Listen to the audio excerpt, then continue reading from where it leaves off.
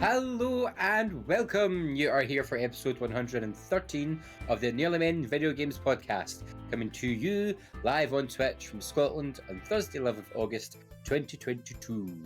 I am Lunderboy87, and along with Colin NM. Ahoy hoy.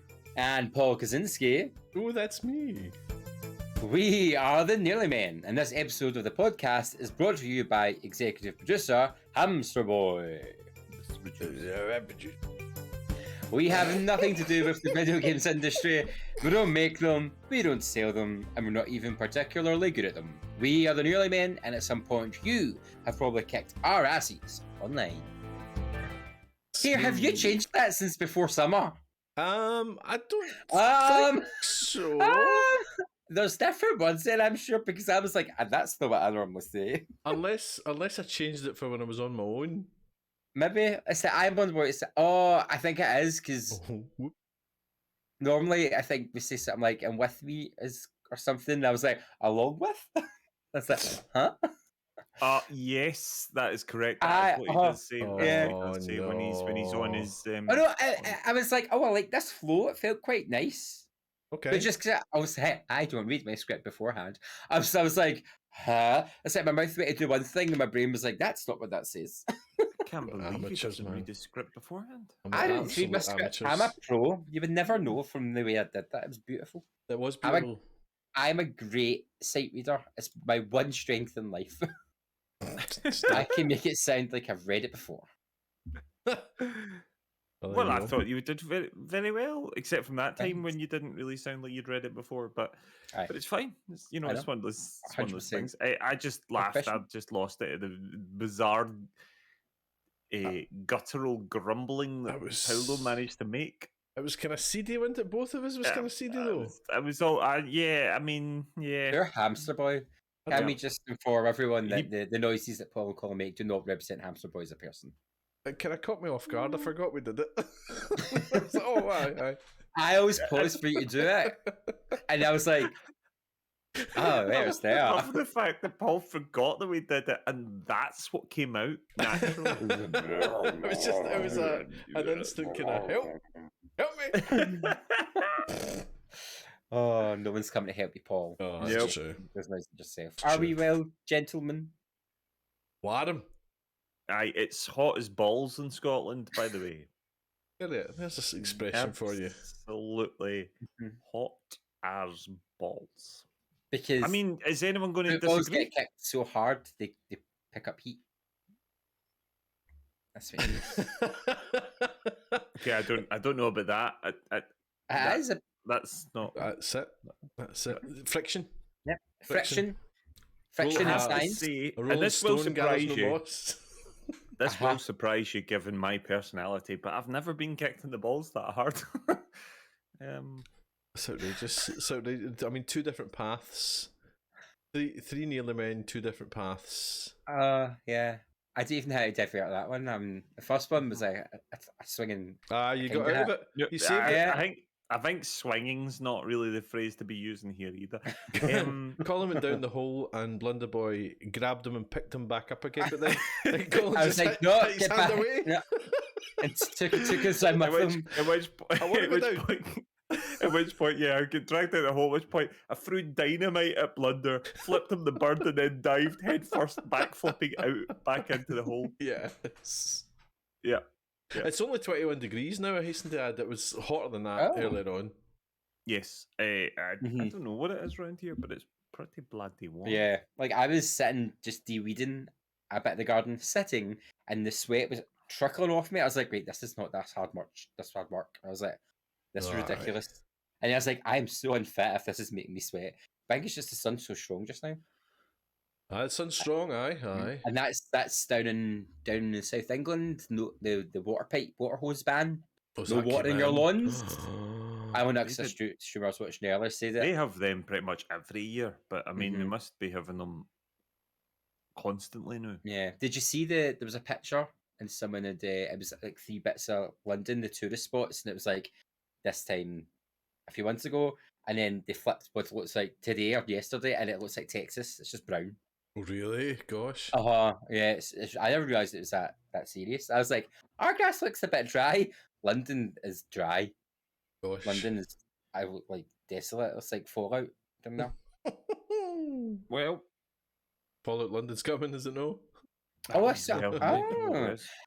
Fallout London seems to be the current political situation. True. Let's be honest. It sounds like Fallout London would be an improvement, to be fair. Right. True. I would actually probably take the Brotherhood of Steel over the Tories right now. That's saying something. I mean, I'd take Radroaches and what the big thing's called? The big dinosaurs, the something claws. Death Claws? Death Claws. I'd take Death Claws over this Tory government. That's what I'd take. It's a strong stance. It is. I like that. Well, that's what you need. Colin Little for First Minister. Challenging times. First Minister of Fallout London. If you would like to support Colin's campaign for First Minister of Fallout London, or have any comments on rabbit holes and dry grass, here's how you can contact us. Reaching the Nearly Men is easier than ever. Search for the Nearly Men Video Games podcast on iTunes, Spotify, YouTube, or your preferred podcast player. We stream on Twitch. Follow Colin at Colin_NM. Follow Paul at Paul Kaczynski, all one word. Follow Blunderboy at Blunderboy87. And let's get social on Facebook as The Nearly Men, Twitter and Instagram where we are at Nearly Men, or go old school and email us on info@thenearlymen.com. Need all that again? Links are on our website, thenearlymen.com. So what are you waiting for? Please do get in touch. We'd love to hear from you. Also, as a reminder, we do have our merchandise available, t-shirts and sweatshirts, all available at printbunker.co.uk. Feel free to go grab one. Oh, yeah. And wear us around town, shows off. When people go, who are the Nearly Men? You go, you don't want to know. Do you know what I like about summer? And I think this is why we decided to take summer off. Summer's quiet in the gaming world. Yep. Like, nothing really gets announced. All that really comes out is like the financial reports, which I don't number, so they never really mean anything to me. So I think it's been quite quiet, so not a lot to talk about. But there has been something the past 24 hours which did make me cackle. Oh. So Microsoft, now Microsoft are like snatching things up. They're trying to be like the Disney of video games. Oh. So because they've done this and they've grabbed like Blizzard and all the other ones, they're now having to go like the equality panel, appeal panel or something for every country and be like, this isn't a monopoly and it's still totally fair to our competitors. So they've been kind of doing that, and in the last 24 hours they had to do it for the Brazilian one, and they've like added in a footnote where they're like, and by the way, Sony are bribing companies to not come to Microsoft, and it's really unfair. So like they're accusing, or like they're kind of beating around the bush accusing Sony of paying out money for console exclusivity, which is not a new thing. Yeah. But you're also like, isn't that what you're doing by swallowing up the big companies? Wasn't it they were paying money to stop companies going on Game Pass specifically? Yeah, I think that's what it was possibly about. I did hear that, aye. So I found it funny. I was like, Microsoft pot kettle. Well, it's quite interesting that Microsoft seemed to be going to an awful lot of effort to try to convince people that this isn't a monopoly. Well, that's the thing. Like, it's so weird that like they have to do it for like every country as well. It'd be like, oh, it's so fair, guys. Honest, it's just like all the bodies are loud. No, nobody said it was a monopoly. I mean, it's not a monopoly. We don't like monopoly in this house. We pay Cluedo. Well, yeah, well, that's exactly it. It's like, is that bit in Nutriboom? In Brooklyn Nine-Nine when they keep referring to Nutribullet. Not Nutribullet. So hang on, let me say that I didn't say Nutribullet before we get on here. The company Did you just get a Nutribullet because they accuse them of being a pyramid scheme, and they say no, it's a multi-level. They've got a different way of describing a pyramid scheme. And it does feel a little bit like that. Do you know, it's a funny one, right? Because obviously as Game Pass, as we are Game Pass subscribers, you know, the more games that are on Game Pass, the better value for us. Of course, I fully understand why Microsoft would want that to make more money and get more Game Pass subscribers.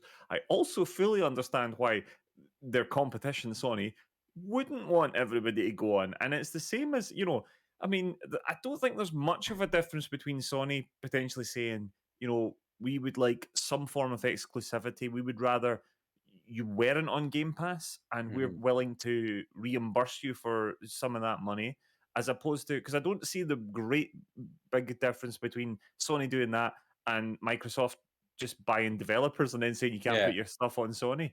I mean, it kind of feels a bit like all's fair in love and war, and console exclusives aren't, you know, that's not new. No, you didn't. Yeah. You never got, you know, console exclusives weren't made exclusive out of the goodness of your heart. It was cold hard cash. So it's interesting. I think the real heart of this comes down to, from what I was able to read from the article, it comes down in particular to games like Call of Duty. So Call of Duty are published by Activision. Call of Duty is one of the, you know, much like Grand Theft Auto, for instance, you know, well, pretty much any Rockstar game, for instance, are some of those massive event games, whether you like those games at all or not. They are big things. They sell massive. I mean, it's the same with things like FIFA as well. You know, Paolo, you, I, Blunder, we'll know people who buy 2 games a year, and they're Call of Duty and FIFA, you know. And regardless of what console, that's where they buy them. And Sony, I believe, were trying to argue that these games, I can't remember the term they used, but it was something like, hang on, I've got it here. They were trying to argue that certain games were, I can't find it now. It'll come back to me, but essentially we're saying they're like essential games. And the fact that buying up those devs to take away a cornerstone in the market could adversely affect Sony. I guess it's a tricky one, because this is sort of the way that it's going a little bit, and you kind of feel you're going to, you know, it's an interesting one, because, you know, I think if the you know, the shoe was on our foot, I think there's every possibility Sony would buy up all these devs and stop them being on PlayStation. But I don't know. It does seem a little bit high and mighty from Microsoft to be kicking up a stink about this when they are going around buying up every bloody dev in sundry, you know. Yeah, it's interesting. It'll be interesting to see how it goes as well. I wasn't aware, as Blunder said, that you kind of have to go to each jurisdiction in the world and speak to their monopoly commission or whatever the actual terminology is for each one to ensure that you're not just throwing money at things, and because the danger is if you know, if one of these, whether it was Microsoft or Sony, was to go and buy up every bloody dev in the world, you know, if they had this you know, never-ending money tree, then it would literally drive companies out of business, and that's why these sort of organizations, these sort of watchdogs exist, you know. I just like the idea of a monopoly commission with the wee guy with the top hat and monocle sitting at a wee table, just listening to the Xbox talk about it. Oh, hello! Why is it Bane? I don't know. Why Tom Hardy was playing him. Because Bane's voice is the Monopoly Man's voice. I'll have you know. Is it? Aye. Do not go straight to jail. Do not collect $200. That's what it sounds like. But on a side note, do you know what Tom Hardy's Bane voice is actually based on? Do you know? I feel like I should know this. I might know this when you tell me. It's based on Ye Olde Strongmen. Oh, like with the moustache and the barbells and all that, and like the stripy outfit. I get the circus. Yeah, so it's a little bit. Charles Bronson. I love how my Mexican wrestlers are based on English circusmen. Great move, TC. English circusmen. I've reloaded that. Sorry. But I just had images. But yeah, so that was just that's a wee bit of news. It's been hot off the press. But Colin, you want to tell us about something that's actually exciting?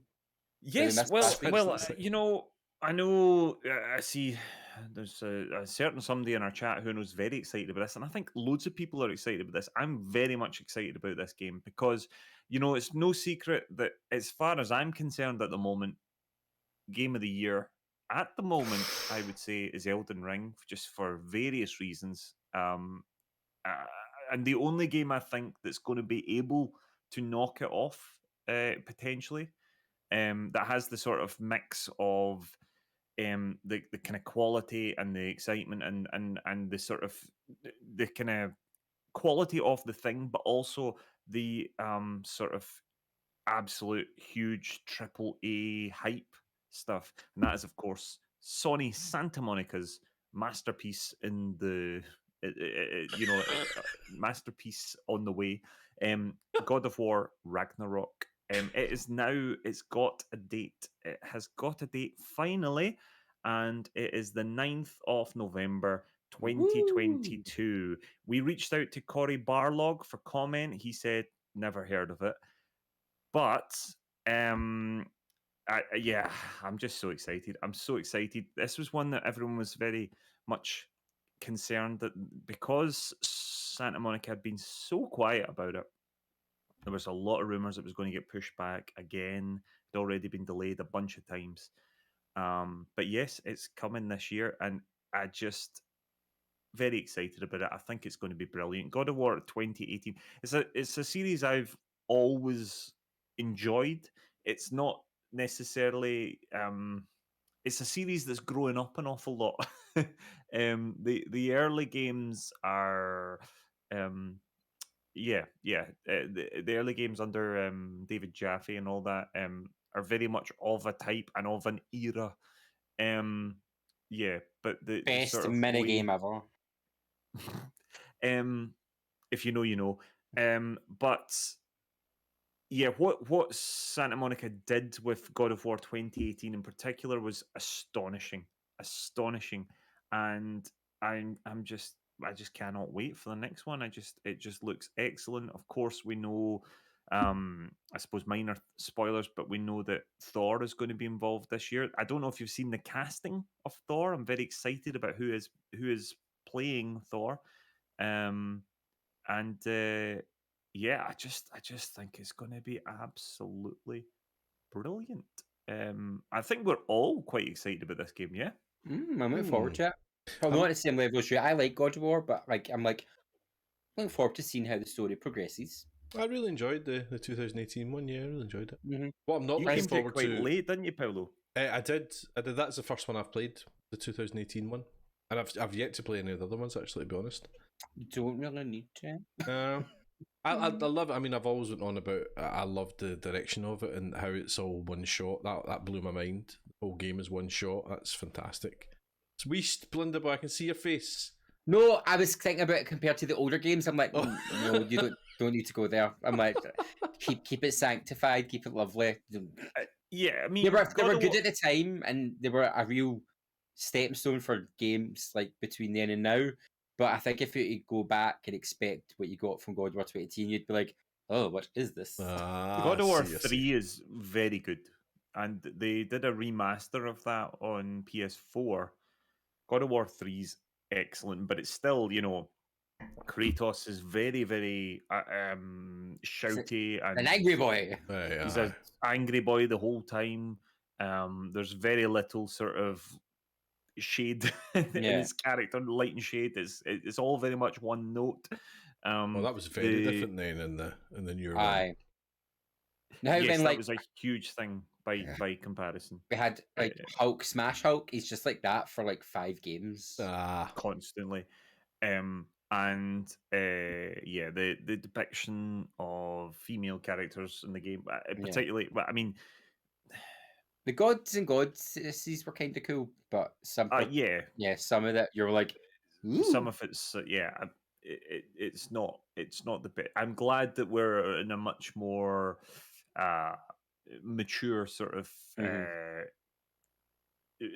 ratings improved greatly and that sort of thing, and the representation in particular. They were very much games made by teenage man-childs for teenage man-childs. But they're still gameplay wise still very very good. But yeah, I'm not convinced going from God of War 2018 to the older games would necessarily you certainly don't get the same sort of pathos and all that sort of stuff in these games. But that's also a thing about video games. Video games, the rating of video games, all that sort of stuff has improved hugely in the last 10 years or so at least. I'll tell you what I'm not looking forward to is the 3 months I'll be walking about my house saying to my son, boy. You're not looking forward to it, just think what your boy's thinking. I wonder if he'll stop calling him boy because of the drum they were on. I don't know if he'll ever change the dynamic. Now he's a bit older. Son. Well, there's a little 30-second teaser trailer called Father and Son. And I think you can already tell that the relationship's evolved a little bit. Atreus certainly looks a bit older in it. It's a cinematic trailer. It's not in-game footage or anything like that, engine footage or anything like that. It's very much a sort of cinematic trailer. But it even finishes with Kratos basically saying, remember, something like, whatever happens, remember you are not alone.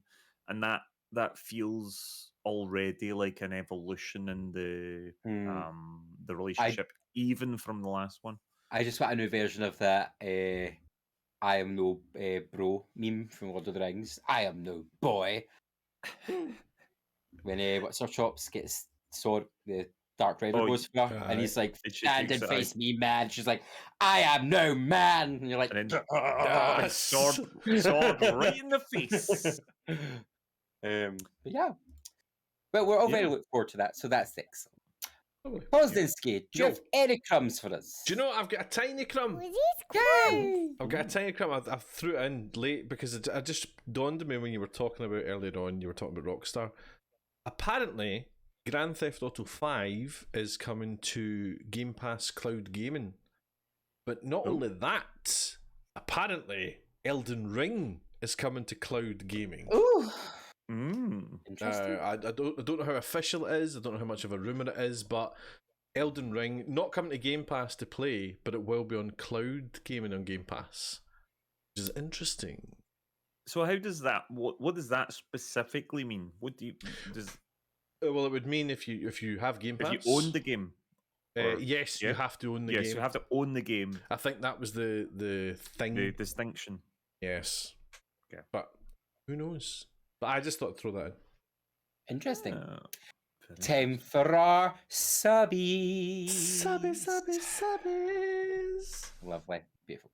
Okay, first off, our Game Pass editions. On the 9th of August, 2 Point Campus on console, PC, and cloud arrived. On the 11th of August, that's today, you can get Cooking Simulator on console, PC, and cloud, Expeditions Rome on PC, and Off-Road Trading Company on PC. Then the 23rd of August, Midnight Flight Express is coming to console and PC. And on the 30th of August, Immortality is coming to console and PC. And your games with gold, here we go. August the 1st to the 31st, you can get Calico. August 1st to the 15th, Saints Row 2. August the 16th to September the 15th, Scourgebringer. And August 16th to the 31st, Monica, What's Yours is Mine. That sounds like a divorce game. Monaco? It's Monaco. Oh! I prefer my version. We all want Monica now. I think Monica would mean much better. But then Monaco? Oh, that sounds like a thief game instead. Oh, no. Now he's interested. Maybe a racing game. That's important. I don't know. Over on the PlayStation side of town. From the 16th of August, there's a lot being added here. Yakuza 0, Yakuza Kiwami, Yakuza Kiwami 2, Dead by Daylight, Bug Snacks, Tom Clancy's Ghost Recon Wildlands, Metro Exodus, Trials of Mana, Everspace, Uno, Monopoly Madness, and Monopoly Plus are being added to the PS Plus. Just a wee Xbox joke. Wee Xbox joke from Sony.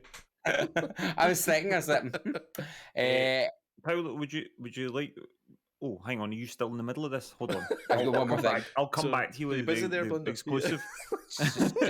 In the game. Sorry, I thought you were still on Xbox. No. And then PlayStation Plus Essentials for the month of August, you're getting Tony Hawk's Pro Skater 1 and 2 on PS5 and 4, Yakuza Like a Dragon on PS5 and 4, and Little Nightmares on the PS4. Done. Nice. Sorry, I was just wondering, Paolo, would you like to hazard a guess as to whether the game was a thief-style game or a driving-style Monaco Grand Prix style or a divorce game? Because I know the answer, and one of us is spot on. I nearly said a bad word. I was going to say it's a casino game. I'm going to think it's a thief game. Monaco, what's yours is mine, is a single-player or co-op heist game. Yes. Assemble a crack team of thieves, case the joint, and pull off the perfect heist. And instantly, I'm like, I think I might download that. Actually, I'm like, that sounds fun. Yeah, we will never succeed. Because they could have Monaco, they would have allowed a Monaco game. No. Formula One would be all over it. Oh, no, that's true. Incidentally, as another side, I'm derailing everything today. Apparently, Call of Duty Modern Warfare 2 has got a Formula One map. The Singapore racetrack is going to be one of the new maps, but it's got no Formula One branding on it, and Formula One are nothing to do with it. And everyone's just expecting Formula One to sue them, basically, and pull it. There you go. Looks like quite a good map as well, because it's on the pit lane and everything, hiding behind the tyres and all that. So it'll be a very. Oh, you mean like they're Iron Man it? 2? Aye. I was like, when did Dad racing at Call of Duty?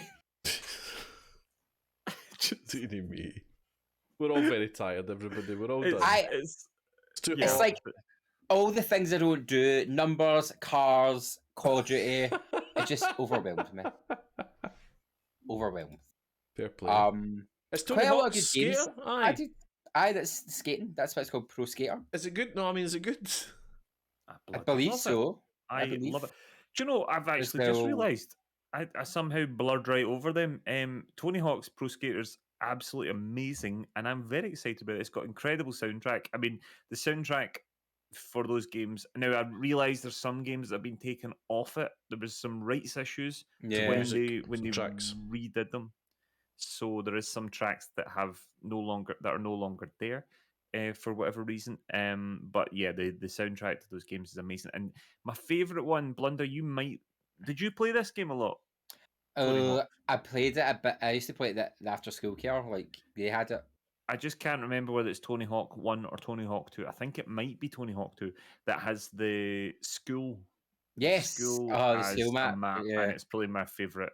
It was probably my favourite map of the whole lot. It was absolutely amazing. The idea of just like skating around and smashing up a school, it was like for a 14, 15-year-old me, listening to Blink-182 and skateboarding around, it was just the greatest.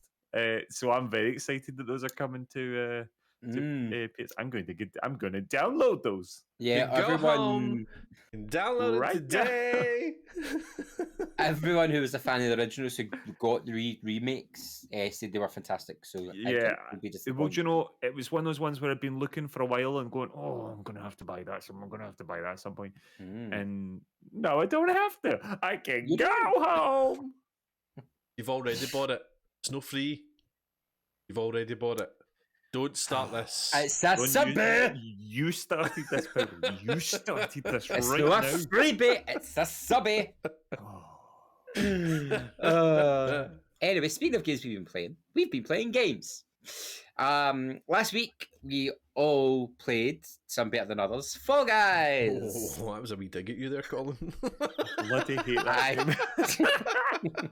I did not say who did better than we all know who you were talking about, Blunder. It was fun. It was a good laugh for the community. I think it does. There's like 2 versions. It's mental. I know, whatever. It's horrible. Every time I do that, I thought I'll need to blow up just the actual screen.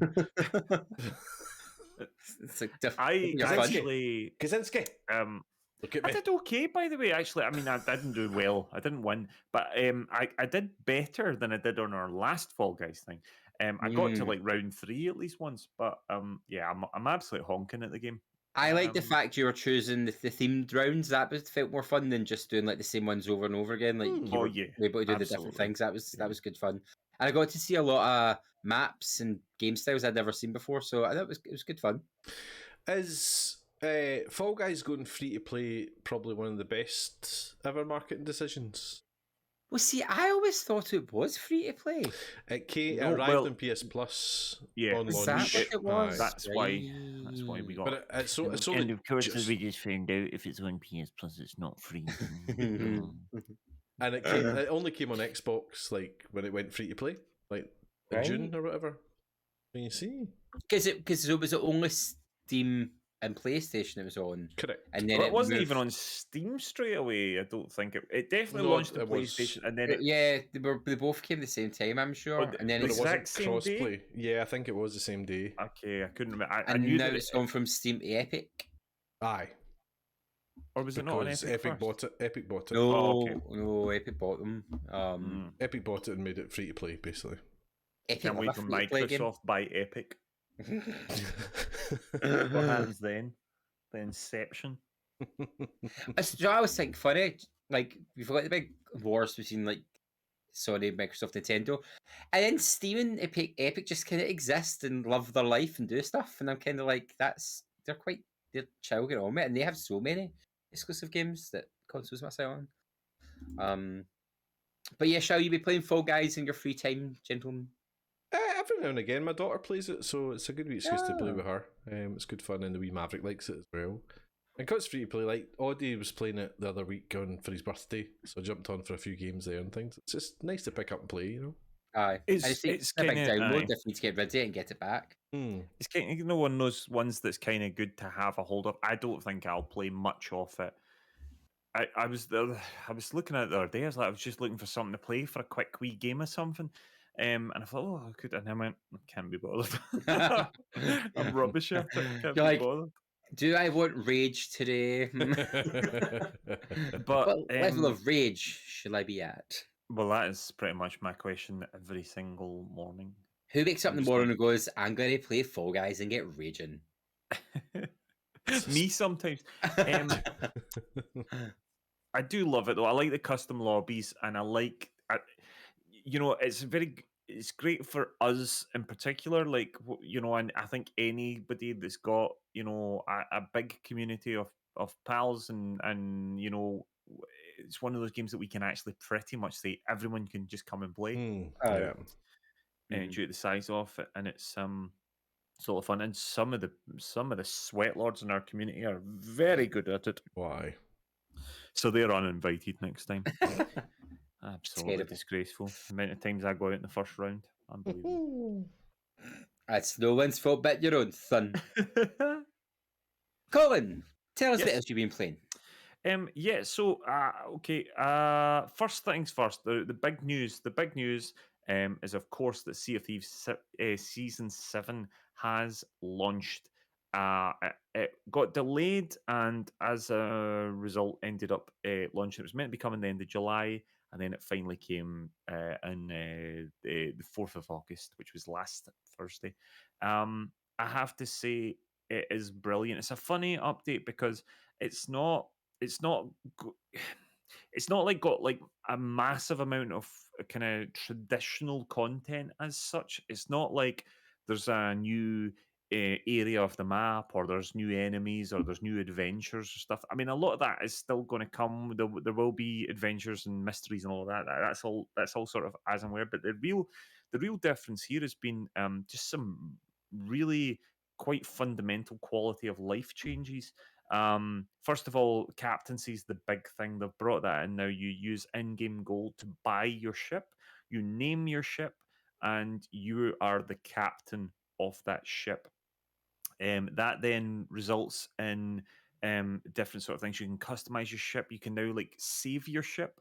So when you load into the game again, your ship's exactly as you left it. And that includes with cannon holes and sort of scarring on the side of it from your battles. You can customize and add little trinkets that you earn over the game to do that. You can have all your ship set and ready to go. You can also buy supplies for your ship via the shipwright. And of course, you've got a little a captain's log kind of book that kind of documents your adventures with your ship, including letting you know when you last sank. Also, now that also works within the multiplayer aspect of things. If you're on the ship and you see another ship in the distance, you pull out your spyglass and have a look at it. If it is also a captain ship, it will tell you the name of the ship. It will tell you the captain. Mm-hmm. And that's really cool for sort of recognizing people and characters. It might be a friend, it might be a foe, it might be a pirate you've come across and battled with or had a great time before. It's really exciting, really cool element to the game. I do see Evil Monkey reminding me as well. We can have stools in the game now. There's stools in the game that you can pick up and take around with you and plonk them down and have a nice little sit wherever you want in the island. Although, funnily enough, I was discussing this with Laura Dora. Haven't seen a stool at all. I believe the stools are the new shrouded ghosts. Shrouded stool. Stool doesn't exist, man. The stool's a lie. Stool's a lie. But yeah, there's also been a bunch of balances as well, which is really good, especially for solo sloopers. Now, if you're playing as a solo slooper, life's much easier. First of all, the sloop now is stronger and is able to stand up to the bigger ships a little bit better, in particular with the mast. The mast now requires 2 chain shots to bring down on a sloop. It's the only ship that's the case with, but it requires 2 chain shots to take it down, or 3 cannonball hits. It's a lot harder to do it with a cannonball than it is with a chain shot, but which is great. It means that solo sloopers have got a bit more of a chance of surviving, because generally you get your mast down, you're in a lot of trouble, especially on your own. Also, now solo players, if you're solo on that sloop, you spend less time on the ferry than you did before, which means if you're killed by a bigger ship, you can get back a bit quicker and hopefully try and either fight back or repair your ship or get out of there. And also now there is no respawns on enemy ships. So that means that if you're solo slooping in particular, and there's a brig comes up at you and they send 2 of their pirates over there and they're sort of trying to spawn camp you out of the game, not only are you going to come back quicker and there's increased spawn points on the sloop, therefore they can't really guess where you're coming from quite in the same way they were before. Gives you a bit more of an advantage. But also, if you kill one of them, they can't just be revived by their buddy, which makes things a bit easier. It's going to level the playing field a little bit more, which I think's good. There's a whole host of these changes, and it just seems to be really breathing a new life into the game. I think a lot of the community are very excited by this stuff, and particularly with the captaincy, it really is given an awful lot of options for role play, and I think there's going to be increased role play opportunities in season 8 and 9 as well. So yeah, it's really great. It's a funny one because it doesn't necessarily. It's one of those sort of updates where there doesn't seem to be like one major change, but yeah, lots of little changes that feel major. It's really great. And Paolo, you've had a wee shot of it as well, haven't you? Yeah, it's I mean, you've covered it all there perfectly. It's I think it's the best update in a long time. I think it scratches my itches. The naming your ship and captaining your own ship and all that kind of stuff really is exciting to me. And with a game that's all about customization, I mean, that's all it comes down to really is customization. Well, now they've added the adventures, I suppose there's a lot more kind of story stuff, but the customization is all in this game, and it's a no-brainer to open up another door for different customization with your cabin and all that jazz. I think it's a great update. I think it's brilliant. Yep. Yeah, awesome. It's a lot of fun. Blunder, I have to ask, right? If I know you're not, Sea of Thieves doesn't have the same hold over you as it does over me, for instance, or even as it does for Paolo. But if you were going to name your ship, Blunder, what would you name it? Oh, the Singing Siren. Nice. Very thematic. See, that's what I like. That's you're of course getting the silly ones and the double entendre ones and all that, and then I like the kind of real ones. I like the ones that would be a name of a ship. I like that. Mm-hmm. What's yours, Colin? As if we need to ask. As if we need to know. My ship. I just named all 3 ships the same thing because every ship I'm on is the mediocrity. Okay? Excellent. So that's that. What's yours, Paul? I went with the Rusty Bucket. Oh, which is what I called my ship in Star Citizen, because my pirate's called Rusty Bucket. Right. But I thought my ship used to be called the Crumb. And I thought Rusty Bucket's so much better than the Crumb.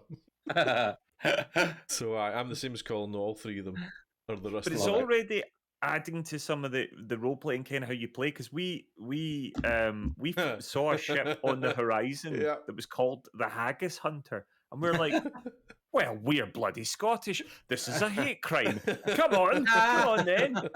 Come and get us. We're haggis. Come and get us. We're haggis. And Paolo even, we weren't actually harassing the guy, but Paolo was like, mate, you coming to fight? We're haggis. We ended up battling with said guy quite a few times. But it was a lot of fun. It's kind of funny because you saw that ship name and instantly we wanted to go and get involved, settle a score. Out for blood. I love being able to see the name and the captain through your telescope. It's very exciting, isn't it? And then also you kind of know whether you're fighting with the captain or not when you're battling him. You're like, oh, it's the captain. It's the captain.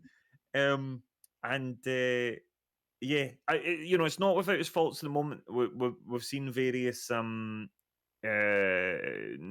that have got through, like the profanity filters and all that sort of stuff. There's been some unpleasant names that have been showing up, but actually, I think it's going to serve quite well because I think it's a lot easier to report. Because not only do you see the name of the ship, but you see who the ship belongs to. You grab a quick screen grab of that, send that off to Microsoft, and it will be taken care of very quickly, and it will help get rid of this sort of stuff. It's fabulous. It's really great, and it's just I think it's adding an awful lot of fun back to the game. I felt season 6 was a little bit stale. I had kind of lost a wee bit of interest towards the end of season 6, and I was very much looking forward to the captaincy update and what that meant.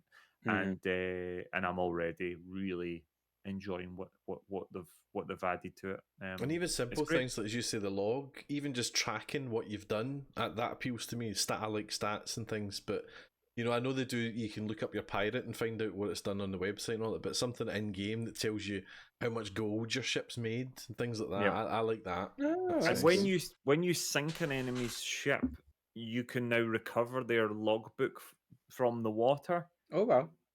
And you can read the book. You can read the book and see all the adventures they have. You can see when they last sunk, and then obviously you've sunk them.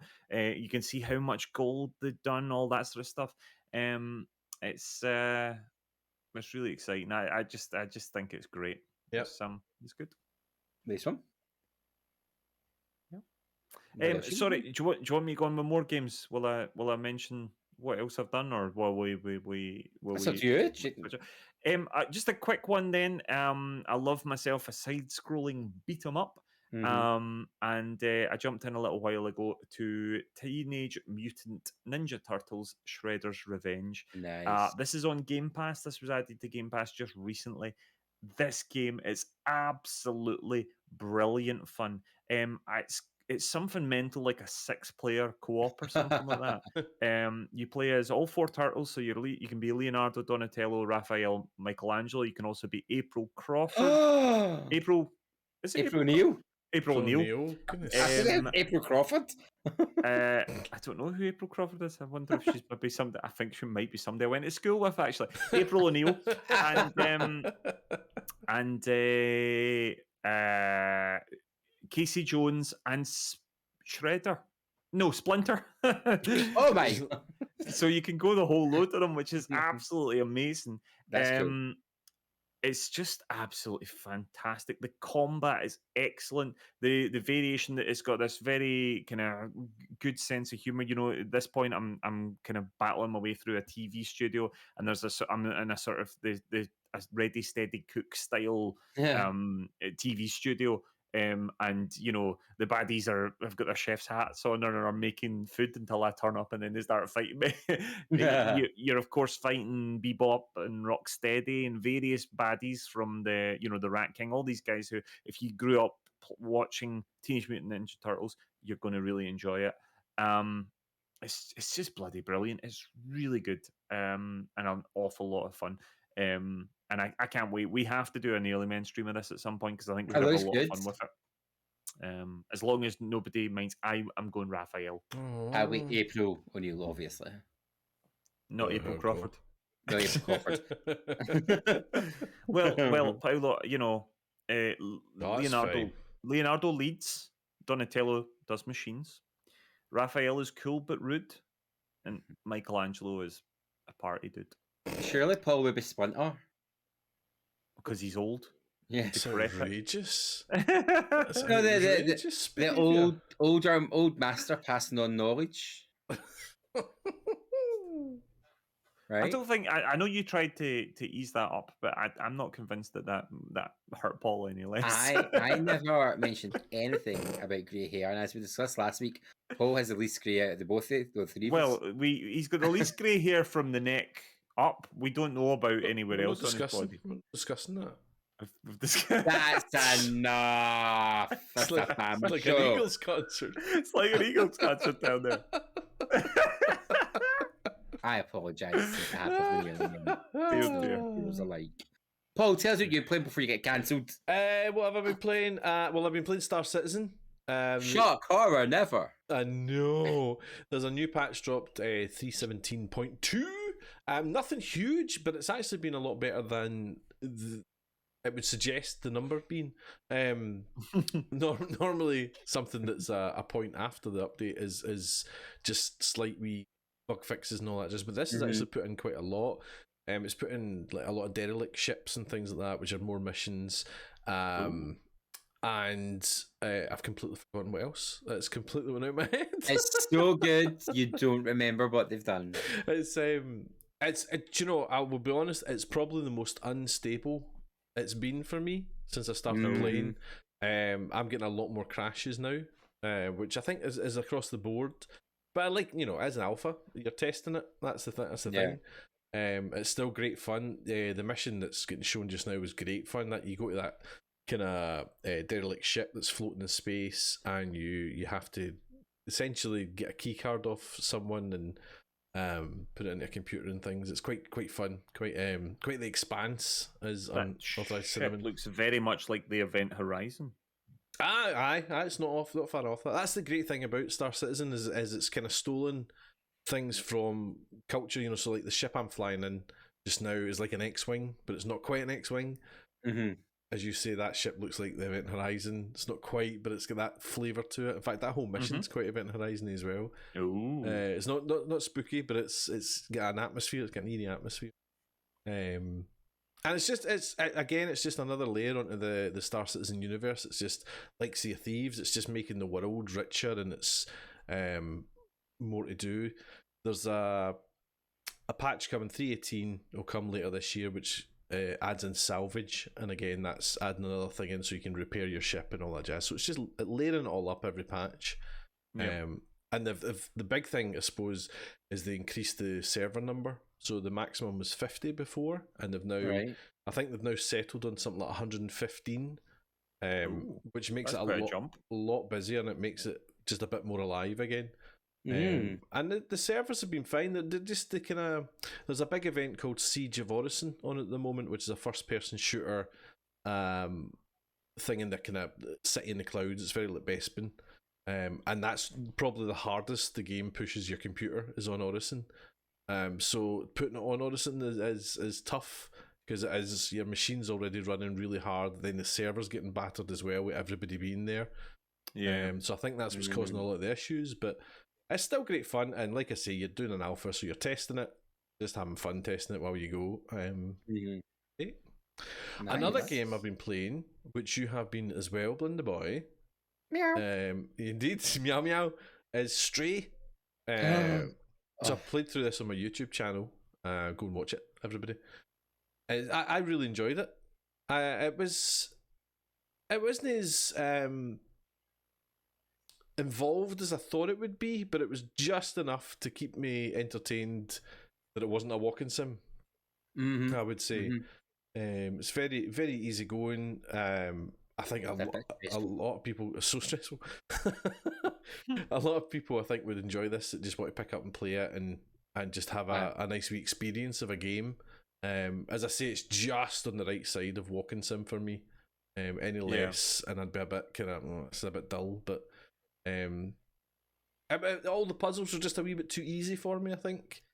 The platforming puzzles. I have heard that. Yeah, it's not a particularly challenging game, but an enjoyable one. Yeah, it doesn't make you go, huh? Aye. But like, every now and again, there's a couple of wee moments I was like, okay, so this doesn't look very straightforward, but then ends up being. But what I didn't see coming was it having such a heart. I did not see that coming, and it was really nice, really nice. After I finished it, I was saying it did so well at creating a world that you were invested in, even though the cat wasn't it. Like the cat was a visitor, and it's just the way I think the world building was done really well, and the hints at what the story was, and then all the cute little bits they'd added in. There was lots of bits where I chuckled, and then like emotionally devastated. Like it did very well at getting you invested by doing very little. Yeah, if that makes sense. It didn't have big 15-minute long cutscenes and overly like complicated dialogue because you're a cat, but still you felt like you were doing worthwhile things in the world, and like it totally had a moment, a good couple of points. Yeah, and I quite like the fact as well, because you were a cat, just simple things like the camera was low down. It's just a different perspective of playing a game and running it was nice. Jump was fun. It's on PS Plus if you're on the PS Plus. The top tier extra, is it? Extra and premium. Is that the two tiers? The middle one, yeah. You can grab it on that.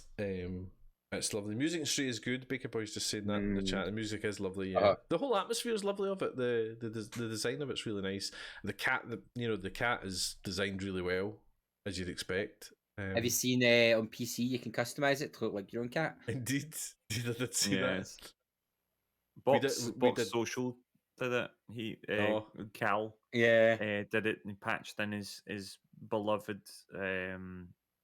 cat Archer, who's no longer with us. So I think he was quite emotional. He played as Archer, and I remember I raided into him after just at the end, and he was totes emosh. But it's a lovely idea. I kind of hope they maybe actually it might be something the devs themselves would maybe consider doing, giving you an option of maybe customizing your cat a little bit more, because I'd love I've got two cats. I'd love to be able to play as them. That'd be awesome. Hamster Boy named the cat on the playthrough. We named it Christopher Pocken. I like that. Christopher Pocken. Good. Do you know what was quite smart as well though? They opened up a world they could tell lots of stories in. You don't have to I mean, it's rare for a cat to get involved in a massive adventure to happen to the cat twice, but there's a world there, and there's a world outside the world you're in that has a lot of questions. Like, I think they were very good at being like, this is a small part of a bigger thing. It could be lots of things, so I could totally see them creating a whole universe of lots of stories in this world, not even just that one city, like the other things. Like, it's good if you pay attention to the small details. Your mind thinks of those things, whereas I think if you don't, you might just like, I'm a cat, meow, and that's also a good thing to take away from it.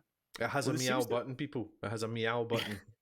That's why it's been, I was just going to say it seems to have been a huge success. Oh, it has. You can go to sleep and the control pad purrs. Which is cute. And you can push things off edges, which is great fun. I did it to as many things as possible. I was like, oops. Living your best cat life is very good. And the only other thing I'll say is I reinstalled For Honor, which I've not played in a long time, and it's fun. It's fun, by the way. Hashtag just saying.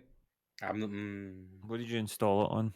Just asking for a me. I installed it on PC, but I think it's cross-platform in some way. I believe it is. Yes. No, I think it might actually be fully cross. Can't remember. What have I got on? Did we not get it? I can't remember if we got codes for it or not. It's on Game Pass. PlayStation? It's on Game Pass, but I think I definitely had it on PlayStation somehow, whether it was that a PS Plus game or something? PS Plus. Yeah. There we are. So I've got it in a few different. I don't like it as much as Chivalry 2, but I could be tempted. Anyway, that's me, Belinda. Thank you. Cool.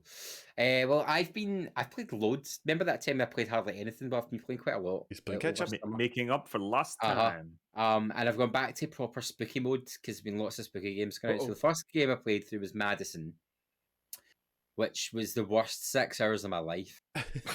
I have to say, just before you go in, clipping this was great fun because if you're an audio listener just now, you need to go and watch the video just to see Blunder's position he's taking as he's playing it.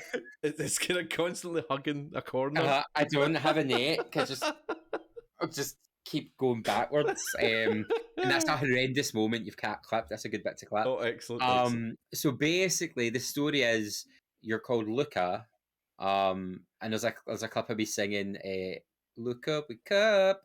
I don't like this." And there's another bit where I just go, I don't want to play this game anymore. I was going through clipping it the other night for like TikTok and stuff, and I was like, oh, also lots of swearing. I swear a lot. I was like, so your place where Luca, and it starts, and your dad's banging on your bedroom door. It's like, Luca, what have you done? And it's like, oh dear. And then it just does not it just goes from 0 to 100 and never gets less than 100. Like within the first 5 minutes, I was terrified to walk up a corridor because a clock had appeared under a blanket. I was like, Vecna, no! And it's horrendous. So basically, if you get this camera, and the camera reviews things and solves puzzles and protects you from Madison, and Madison just does the like you, and she's kicking about your grandpa's house. And it's just the sound design's great. The sound sense, it creaks and crunchies in the background. And it's like you just spend the whole time terrified. And then like nothing can actually really hurt you. I think that my takeaway from was nothing can hurt you, but my gosh, do you think it can? And when she comes for you, oh no. And then there's a statue of the Virgin Mary, and me and Mary were having a not very good relationship. There's a whole bit where I just started shouting at her. But it's really intense. Everyone I've spoke to has played it. It's like it's been the worst time of my life. Baker Boy was like, I'm gonna vomit. Hezabeam was like, I can't do this. I'm. And then there's this thing later that comes called Blue Knees, and a few. When I finished it, I did have some grumbles with the story. Things never quite marred up the way they could have. Some bits felt like they were put in just for the sake of it. And then there's some bits where weird characters appear, and you're like, I don't know the length they are, but it's terrifying, absolutely terrifying. I just love watching your face. Laura Doris said the atmosphere was fear-drenching. Oh my days. So the bit that's on just now, you're going up and down on a lift, and basically every floor is you've got to find the coffin of a victim. So you've got the news report going, the first victim, her father, and you've got to look through holes in the wall and find the gravestone and take a picture of the coffin. No. But as you're going up in the lift, sometimes the lift shudders to a stop, and I'm like, wah! And then sometimes Madison appears running at the bars, and I'm like, wah! And the very top floor is just the person on radio going, you, you, and you're just like, oh, I feel sick. All you people, man. But it's so good. So I'm going to put more clips in TikToks if you want to see me actually terrify myself. Go watch them now. And there's a bunch. Your face has just got 100%. I'm not trusting this game. Yeah, it's it starts and never stops. That's the thing. You don't get a moment of I can breathe. It's just constant. And as soon as I finished Madison, I decided to play the mortuary assistant because who doesn't like a back to back palate cleanser? Now the weird thing with this is it's actually really chill. Like it's actually pun intended. It's really like relaxing until the ghosts appear, the demons appear, and then you're a bit like, oh. But like it's like you get oddly into it, and you're like, okay, I need my jaw wire and stuff, I need my eyes closed and stuff, I need my scalpel, I need my blood drain and stuff, I need my chemicals. Shut up, demon! You get very much a rhythm of I don't know talk to you, and there's actually I thought you just had to exercise ghosts. There's a story, there's characters, there's voice acting, there's backstory. It's really good, but so you're actually like embalming and stuff like that. Yeah, doing that. What's that bit? Double fright. So for audio listeners, at that moment, Blunder was adjusting the dead body, and it just like voluntarily out of nowhere just put his hand up. And then he stands up and eats himself in the corridor. And wandered away. That was Nathaniel. Blunder practically vomited all over himself, both in the recording and in real life. That bit was not pleasant. So it's really clever because so basically it develops in 4 stages, so it's kind of timed. So if you take too long, you get possessed, and there's 3 bodies, and I think you get more as it goes on, and you've got to figure out which body the demon's in. And the only way to do it is to embalm them all, and then keep looking at them to see who develops like scars and wounds, but as you're doing it, like things appear. So at one point I was working on the body, and then in my own voice the demon's going, Rebecca, come over here, Rebecca, why won't you come, Rebecca? And it's really horrendous. And then but I'd seen someone play it, so I was like, I'm not going. So you end up talking to the demon, and you end up building up a good relationship until it freaks you out. But it's oddly relaxing. And then the demons come and scare the bejesus at you. And I've played through it 3 times. I get possessed twice, and the 3rd time I got it. I got the demon. I beyond demon. And I was very happy with that. But there's like 5 endings you can get, and some of them are harder to get. And they reveal the more you play it, the more the demons show you your tragic backstory. So it's worthwhile to keep playing it, and the demons start really amping up their chaos as you play it more and more and more until you get 5 bodies in the cold storage and stuff. At one point, it was slamming the doors open and shut. Like I was like, "Please stop and try to do something." But it's a lot of fun. It's very fun. Paolo, would you find this game relaxing? I don't like it. Like they talk to you and stuff, like the bodies as you're wheeling them. They're like, "Hi, Rebecca." You're like, "Shut up! I'm wheeling you to get embalmed." And like shutting the doors. And at one point, the doors were lying open, and then the lights flickered, and there was something in the corridor. So I shut the doors, and then it ran out the doors. There's like, I'm not getting a fright because I shut the doors. And then there's a computer you have to go on to put information in. And at one point, I was sitting on it, and the demon just crawls up behind the monitor, and you're like, oh! And you can't do anything because you're like, if you go out, he might jump in your face. It's very clever. He's done it. It's a 1-man studio that's done it. He's done a very, very good job. It's very, very good. And again, more clips that'll be in the TikTok because they're quite funny.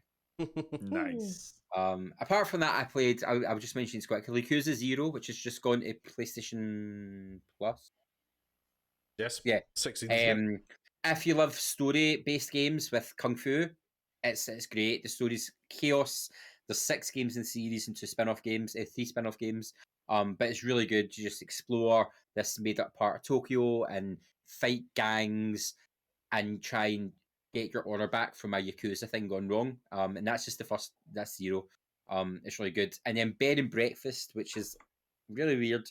You're a bear who starts opening up B&Bs. And you have to manage the customers and redecorate and stuff.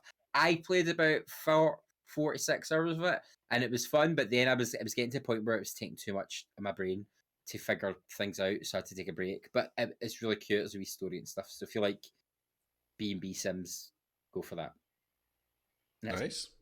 Viewers have been in touch, viewers and listeners, so we'll back through these. Ardentior's been playing 2 Point Campus, finally got released on Wednesday, and it's been a lot of fun so far. Bride 22, really just been playing Star Citizen and Fallout 76, plus a bit of Dr. Mario via the Switch emulator for the NES and N64, plus started Shining Force 2 on the Sega Mega Drive collection. Nice. Jamesy42 finished the story in Assassin's Creed Origins, and the pace and storyline get better the further you went on.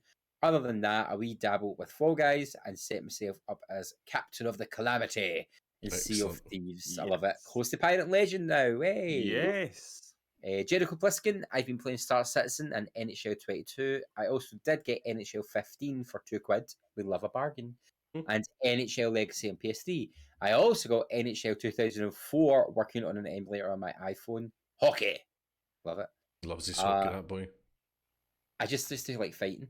Use the 83, Warhammer 3, The Forest, Last of Us 2, Honey, I Joined a Cult, We Need to Go Deeper, Tear Down, Satisfactory, Subsistence, don't recommend, Minesweeper, Minecraft, and I think that is it. Nappuccino's been playing Lake and Stray. That's a lot of games. Busy gaming house there. Oh my goodness. I'm mad for it, that lot. I love it. Mad for it. Straff played a bunch of Jurassic World Evolution 2. It's great, can't confirm. There's a sandbox mode and the Chaos series, which I've been playing, where you can play all the Jurassic Park scenarios your way. It's very fun. It's like, what if you were in charge of Jurassic Park when this happened? Paolo is a lucky goat who escaped when a fence broke and is running wild and free. Oh, love that. Free the Paolos. Played some of this War of Mine. It's very challenging. I might have failed my first go. Hope to get around it again soon. It is good, but it's very difficult. And season 18 of Destiny 2 is coming soon. My goodness. Wow. Colomac42, totally addicted to No Man's Sky. It was updated and loving it. A wee bit of World of Warships when I'm not playing No Man's. Haven't really got my teeth into Sea of Thieves yet, but what I've played I really enjoyed. Good. Evil Monkey says, nothing. Quick try to learn my passwords.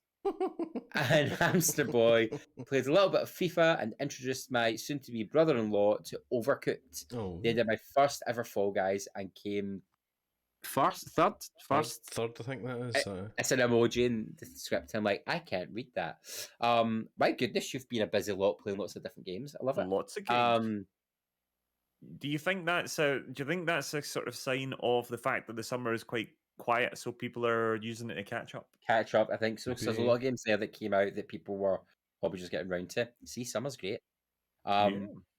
If you'd like to get in touch for the next episode about what you've been playing, here's how you can do that. We'd love to hear from you. Find us on Facebook as The Nearly Men, Twitter and Instagram, where we are at Nearly Men, or email info@thenearlymen.com. Yeah, it looks good. Moving swiftly on, we've got our new releases. So, August 9th, 2 Point Campus came out on PC, PS5, Xbox Series X, PS4, Xbox One and Switch. August 10th, Lost in Play on the PC and Switch. August 11th, you've got Arcade Paradise on PC, PS5, Xbox Series, PS4, Xbox One and Switch.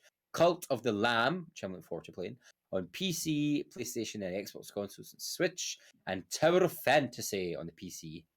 August 12th, tomorrow, you're getting Marvel's Spider-Man Remastered on the PC, and Voyage on PS5, PS4, Xbox consoles, and Switch. August 15th, Backpack Hero on the PC. August 16th, Blossom Tales 2, The Minotaur Prince on PC and Switch. Rollerdrome on PC, PS5 and 4. Tribes of Midgard on Xbox consoles and Switch. And Way of the Hunter on the PC, PS5 and Xbox S and X. August 17th, Catizens on the PC. Interesting. August 18th, you're getting the Accent Cyber Heist DLC on PC, PlayStation, Xbox consoles. Cursed to Golf on PC, PlayStation, Xbox, and Switch. And RPG Time, The Legend of Wright on the Switch. August 19th, Madden 23 on PC, PlayStation consoles and Xbox consoles. August 23rd, Are You Smarter Than a Fifth Grader? On PC, PlayStation consoles, Xbox consoles and Switch. Midnight Fight Express on PC, PS4, Xbox One and Switch. and Saints Row. I'm guessing that's the new Saints Row, like Saints Row 6. Not like a remake. Yeah, I hate when they do that. I'm like, huh? On PC, PS5, Xbox S and X, PS4, Xbox One. August 25th, you're getting SD Gundam Battle Alliance on PC, Sony consoles, Xbox consoles, and Switch. Train Life, a railway simulator. It sounds like your kind of game, Paul, on PC. And August 26th, Pac-Man World Repack on PC, PlayStation, consoles, Xbox consoles, Switch, and Soul Hackers 2, PC, PS5, Xbox SX, PS4, and Xbox One. It's a lot of games. What do you mean it sounds like one of your games, Paul? He basically said that game sounds boring. I bet Paul will like it. No, because you like a lawnmower simulator and stuff. This is true. So Lawnmower Simulator and railway simulator, they're pretty close. I went to Paul's house once and cut his own grass for him because he can't do it. Right? He was too busy inside playing the simulator. If he plays a video game of grass cutting, that is unacceptable. Colin was my man for a day. Love it. I have to say, I played a little bit of Power Wash Simulator on like a million people's recommendations, and that's very good. But and Sherry Bobbins played a lot of it too. But but she did also say we've got a pressure washer out in the shed. I just go out and use our actual pressure washer because it's so much fun. I can draw rude symbols for free. Aye, power wash everything.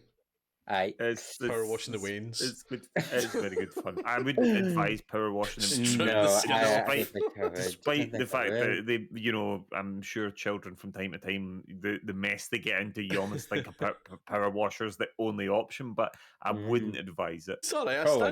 Stand back, stand far away. It's alright. Pretty sure they love not having a layer of skin. Any comments from the chat? Yes, lots. So Subtle Sraff, this was earlier on when I was referring to the Brotherhood of Steel and I'd rather live in a Fallout universe than the current Tory government. Subtle Sraff said Skeletor instead of Tory government. So yep. Subtle Sraff would live under that. That would be a better option. Bakerboy32 said Microsoft said the cloud listing for Elden Ring and GTA were glitches and in the little eyes emojis. So it did seem a wee bit too good to be true. But you never know. Colmac42 said, oofed, £70 to pre-order Skull and Bones. Think I'll be waiting to make sure the game is good first. Last time I pre-ordered was Call of Duty Vanguard, and look at how that turned out. Did you bought a Call of Duty game? Raging emoji. And then Jamesy42 just recently came in. I don't know whether Jamesy had quite realised on the screen or whatever, but it said these simulator games are getting beyond the joke now. Mortuary Simulator is free on Game Pass. There you go, Paul. Go play it. That's a different game, though, is it not? Well, I don't know what Mortuary is. Wrong. So the one I was playing is called the Mortuary Assistant. But I think someone said in my chat, that like there is a mortuary sort of game, and I was like, oh, well, maybe it's not. Maybe. A proper mortuary, you need to build a mortuary. Well, see, the thing is, I said to my husband, oh, I've got this new game, and we're da-da-da-da-da. And as we know, he used to work in close proximity to dead bodies. And it's like, did you saw the skull off and take the brain out? Then, and I was like, no, that's all been done for us. I'm just the assistant. Too much information. We don't do that, but I was like, that's a bit much. Too much information. He said, do you weigh the organs? I was like, no! It's just possessed by a demon. I see also in all caps, Use83 said, when is Return to Monkey Island coming out? We don't care about anything else. 2022, Yuzi. Yes, we don't know yet. We don't know for definite, but... So the next 5 months. And Evil Monkey wonders, should I get a picture with Johnny Russell tonight? What do you think, Paolo? Should he? Always. We think yes, Evil Monkey, and you should post it in our Discord. You should get him holding up a sign saying follow Colin NM. That's what you should do. That's exactly what you should do. That's your marching orders. Do you know what? I'm not being selfish. Get him a sign saying follow the Nearly Men. That'd be better. Fair play. I don't know who it is. And Colin NM. He's a Scottish international, a former Dundee United player. Football. Another add it to the list of things for doesn't do. Kansas, Sporting Kansas Numbers, City. cars, football. Call of Duty. Call of Duty. That's a growing list. Any upcoming streams of note? Not for me at the moment.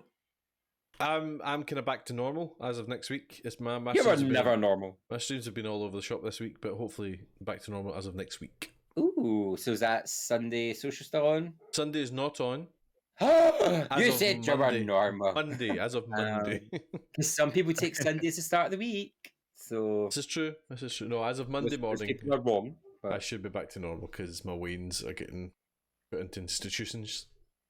Institutions. Pillows been day drinking. Love it. I might be on tomorrow during the day. We're surprised. Doing the cult simulator game, the cult of the Lamb. Cult of the Lamb. From Devolver Digital. Looks very cute. And then my husband's away all weekend, so I might have a streaming weekend palooza. Exciting. So we shall see how it goes. Playing lots of scary games, Dead by Daylight, Mortuary Assistant. I swear, I think you would love the chill bants and Mortuary Assistant until the demons come in, but then you just tell them no. You say no, thank you. Like there's a couple of me, and I'm just like, I will just shut this door on you now. Thank you. Don't want it in your business. Shut the door on the demon. I should say I'm doing a playthrough of A Plague Tale: Innocence. Yes, so good.